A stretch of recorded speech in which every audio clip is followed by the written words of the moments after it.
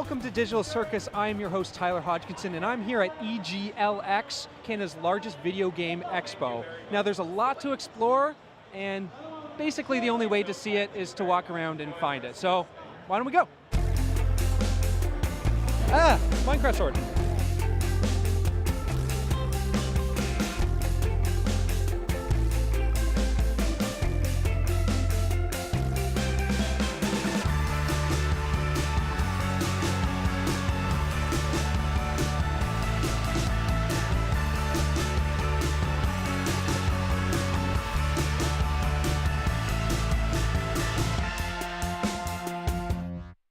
I'm here with Jason Lepine, show manager at EGLX. Jason, why don't you tell me a little bit about what you do here? Absolutely. So I oversee, the whole show, make sure we have a smooth operations, make sure the team has everything they need to get everything done, and make sure everyone's having a good time. So how many years has EGLX been going now? Is this the third year? So this is the third show we make. It's the second that we call EGLX. Our first show we called it EGL, which was just the Enthusiast Gaming. It was just Enthusiast Gaming Live, and we thought it needed a little bit more, so we called it Enthusiast Gaming Live Expo after that. And have you been here for all three shows? I've been involved with all three. This is the first show where I'm actually leading it. Oh, so over those three shows, how has it evolved? Well, just from a standpoint of size, our first show we had just under 2,000. Then the following year we broke 10,000, and this year we're expecting a lot more. We're aiming for about a 15,000 attendee mark. And the show floor itself as well, our first year we were at 30,000 square feet, then 80, now we're at 100,000 square feet, and I don't know how we're going to expand beyond this. We're going to have to get more halls. What do you find most of the attendees are here for? The majority of our audience are families.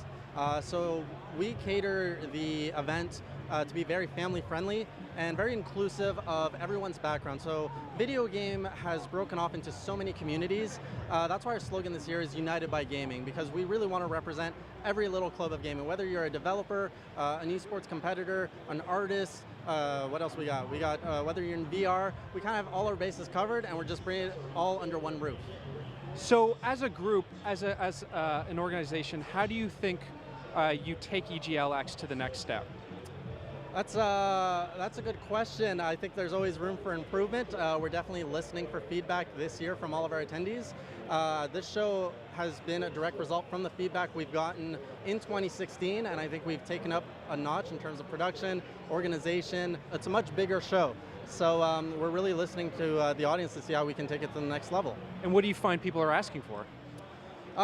We're hearing they want to have a lot more big industry players is one thing that is being asked for, a lot more exhibitors. Of course, everybody has their favorite esports they want to bring. We can't accommodate all 2030. This weekend we have 4 major esports tournaments, including CSGO, Halo. We got 2 Smash Brothers, Melee, and Wii U, and we got Hearthstone. So I guess that's 5 technically.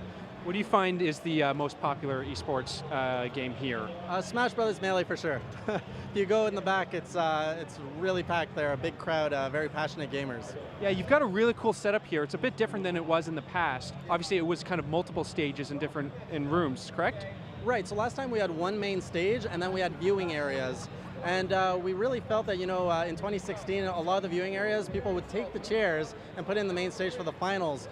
And we realized, everybody is very passionate about their game, and they all want to see it on the main stage, and it's just very difficult to do when you have one. So this year we said, let's have 4. And as you can see, it seems to be working very well. Yeah, definitely, that's awesome. Well, we're going to check out some of the esports later on. Thank you so much. Come on,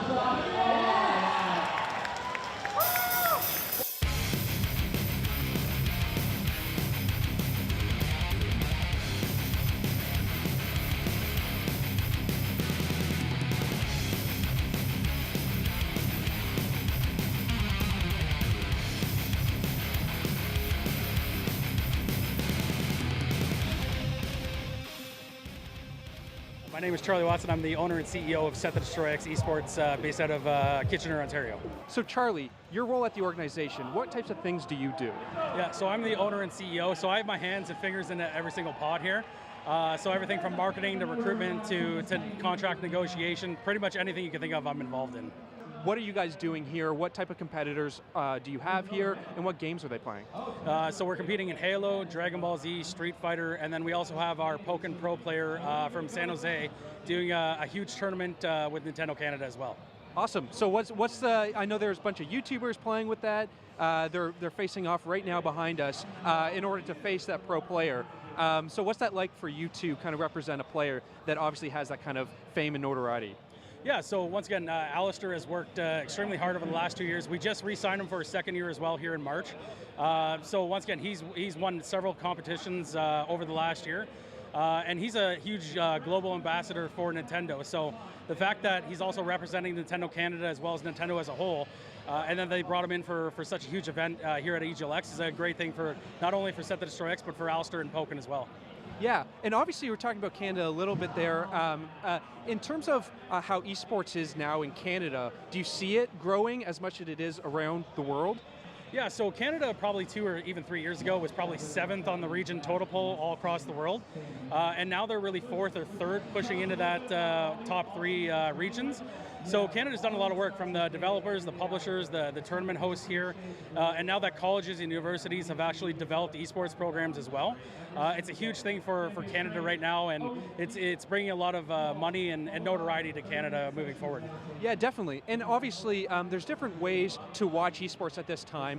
You can watch it on Twitch, YouTube, even some big name stations are jumping on the bandwagon, so to say, and having esports channels. What do you think the future is for watching esports? Well, the biggest platform that everybody knows about is Twitch. So obviously Twitch is still going to be a mainstay to really follow competition or just personalities and organizations as well. So Twitch is always going to be that major platform for everybody. YouTube is ultimately a huge platform as well, but just being able to follow everybody on Twitter and social media is still has a big prevalence in terms of seeing them on the media as well. You know, we just hear the roar of the crowd, everybody's going crazy. People are coming out to see it live. And what's the future of live esports? Yeah, so EGLX has always been the biggest expo here in Canada over the last couple of years, but having this also ultimately raises the bar for other people and Comic-Cons and just other communities to really rise up and create other events that encompass gamers and esports as well. So what do you think esports needs to kind of give it that kick in order to make it really into a mainstream thing? Well, I think we're already starting to see that right now. So we're getting a lot of people from the entertainment district and the entertainment side. So retired athletes, traditional sports ownership groups, musicians. So they're all coming in right now, and they're infusing a lot of money into our industry. So that's great because they're those sports right now. So NHL, NFL, even MLS and soccer. So they're trying to find a different way to reach to their niche market, and they're doing that through gaming and esports. And so what's the future of your organization? What are the next steps that you want to take as a company?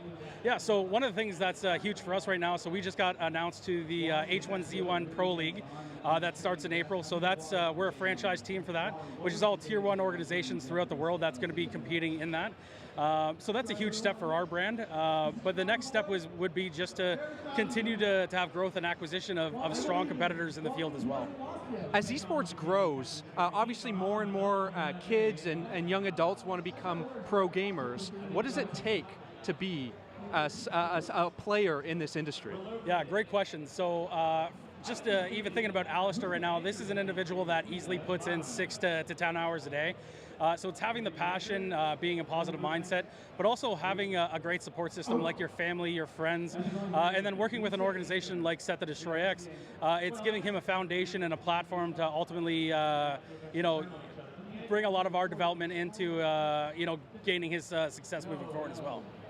ALLISTER, thank you for joining us today. Obviously you are a professional Pokken tournament DX competitor for Set to Destroy X. What's it like to play for an organization like they are? Honestly, it's amazing. Set to Destroy X is like the #1 organization in Canada, right? And they're super friendly, big family, great staff, and they're just super professional. How often do you come to the country to compete? This is actually my first time in Canada. Oh wow, wow! How do you like it so far?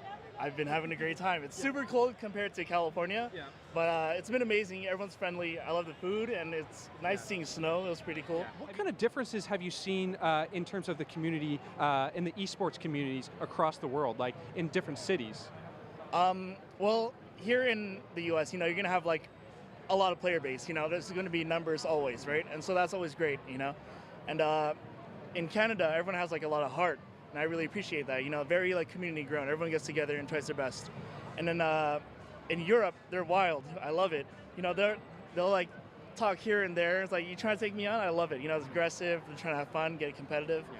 And in Japan, they're very reserved and they're very respectful, but they can always back up anything with their skills because they're so good. Final question, do you get annoyed when people say Pokken? I mean, like, as long as they like the game and enjoy it, you know, then it's cool. You can call it whatever you want. But yeah, I personally enjoy Pokken Tournament DX. After the break, we're kicking it old school and going to the retro game section.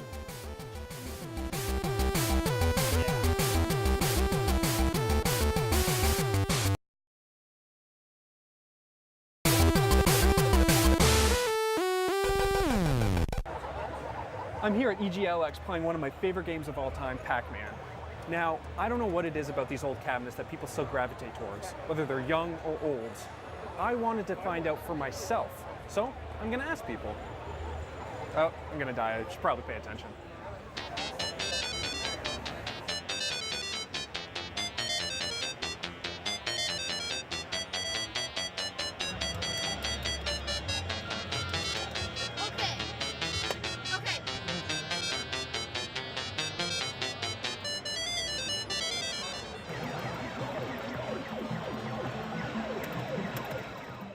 I'm here with Richard and Jackson at EGLX. We're here at the arcade cabinet section. Now, Richard, you claim to be an exciting hour champion. How many hours do you think you logged into this?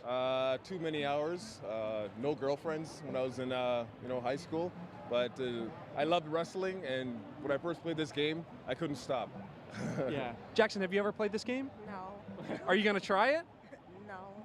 Oh, you don't want to be a champion? That hurts me. That hurts me in my soul. Well, you claim to be a champion. Let's find out if that's really true. Got a knee drop. Good night. I swear I could have paid for his university tuition if I didn't play this game. There's a trick here. You can move up and still get him on a flip. So what was it about this game that you loved so much? I grew up loving wrestling. I used to watch Saturday Night Main Event with my dad. And when this game came out, I actually went to Vancouver for a basketball trip. And the billet brought me there. The person that we stayed with, her son brought me to this arcade and I played it. And from then, I loved it. Illegal chokehold. Oh, got out of it.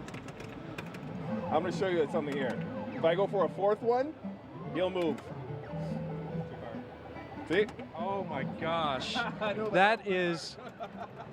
That's pretty crazy. No, I put R as W. R is war. Because I loved watching war as a kid, right? So you were just playing Space Invaders. Yeah. Does that bring you back? Were you an arcade rat? Oh, sure. I used to, I was probably 6 or 7, and I would go to the grocery store. And just to keep me occupied, maybe during checkout or whatever, I'd probably try and get a game or two in. And that would happen once a week. And so this takes me back to my childhood for sure. Yeah. When was the last time you played Space Invaders? Probably 30 years ago. So what kind of feeling did that kind of drum up? Nostalgic, and it's amazing the memory, the muscle memory, the game memory that you develop and you just put back into use. It's pretty interesting. So did you just put up a high score on there, or? Well, I felt like I might have been taking up too much of everyone's time, so I want to give everyone a chance to play. So I stopped kind of in the middle of the game, but I got the experience back. Were you a fan of any other games? Oh yeah, lots of games. Miss Pac-Man, Galaga, Defender, all these coin ops bring me back to my childhood. Do you know how old that game is? My favorite game. 90. It's 90 years old? It's a little younger, but it's old.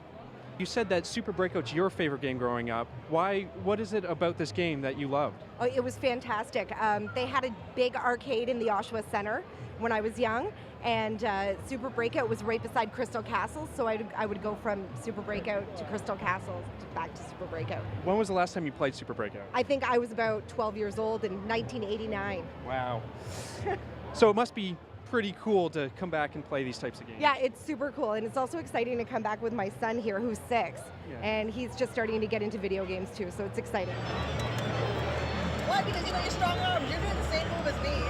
So what was it like growing up in arcades? It's sad that they're not around anymore. Like, especially if you lived in Toronto, you had all the arcades downtown. But you know, there's something special about being in an arcade that you really don't get anywhere anymore.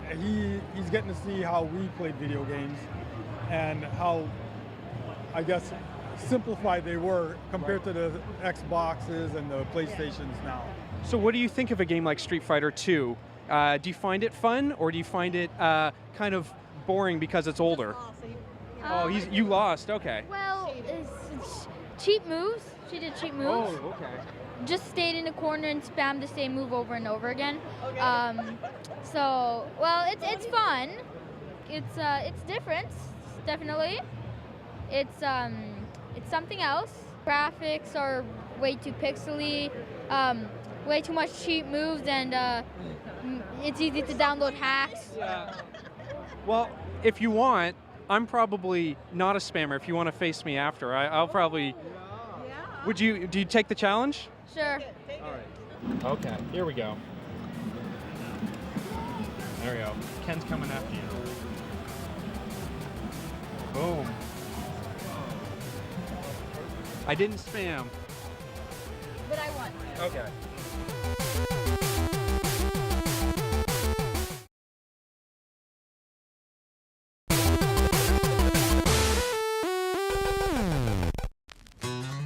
Up, down, down, left, right, BA select, start. I'm trying to unlock your heart from years of walls. And when Hyrule falls, I'm hoping that the things I do are working to connect with you. I see that you're free, quit my shop.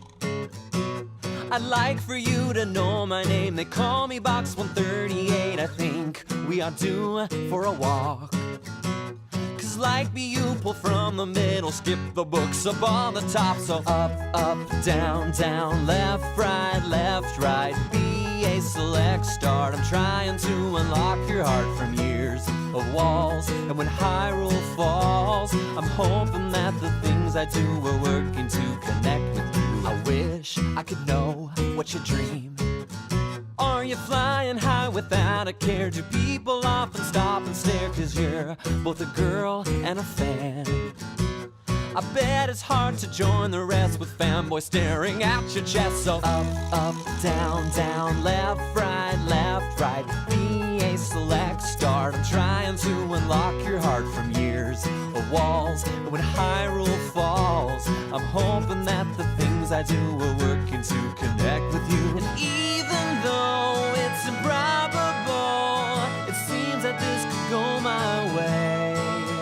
I should take a risk, then like Wilson Fisk, be the kingpin of this day.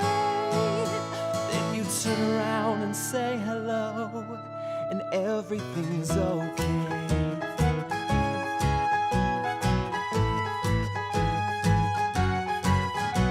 That night when we went on a date, our goals in life we talked about while sipping on a Guinness stout until we drove back to your place. I said we should do it again. That's when you stabbed me with a pin because you planned to murder me. 'Cause you've been stalking me for weeks, and then you shoved me in your house and punched me hard right in the mouth and warned me that I shouldn't scream or you got me like Wolverine. The state had turned out kinda sucky. I thought I was getting lucky. Not cut up in little bits and served up as your favorite dish. She's a man-eater, I'm toast, just like the song from Hall & Oates. Influenced by the Temptations, played on the 60s in every station. I don't know where the song will end, but I don't care because I'm dead. Whoa, because I'm dead. Whoa, because I'm dead. Whoa, because I'm dead. Whoa, because I'm dead. I'm dead, I'm dead, I'm dead. Because I'm dead. Whoa, because I'm dead. We're back at EGLX and in the indie corner. Now I'm going to go chat with some of the devs and see what their games are all about. Let's go.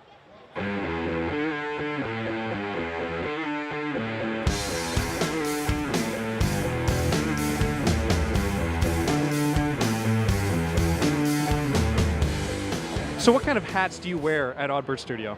So usually I do the programming for UI, also kind of the systems that take you from the different parts of the game. So from the title screen through to like main menu and then into a game or into the level rather, and then from level to level. So those are usually my responsibilities.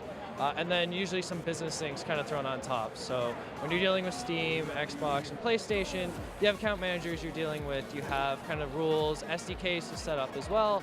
Those are things that usually fall into my responsibilities. Do you sleep? We all try our best to sleep, yeah.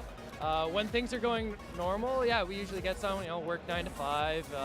Since we were in school, and we're now actually graduating, so there's some classes, things that do eventually kind of change your schedule a bit. For the most part, it's pretty regular. This is events, of course. Leading up to it, a little less sleep. Now that the game is released, what has the reception been? The reception's been really good. We found generally it was an online game, so people came at it expecting a lot of online players. It's something we didn't actually anticipate, but it kind of turned out for the better. It was a great learning experience. And at the end of the day, they still got to have the experience they wanted, which was playing with someone else. So if their friend was kind of at a different location, couldn't be there with them, they could play online together, right? They could invite each other through Steam and then play in the same space. And hey, maybe you have like a brother or sister with you as well. They could drop in. You had that mix of both local and online players. So if you could describe Fossil Hunters in one word, what would it be? Paleontology.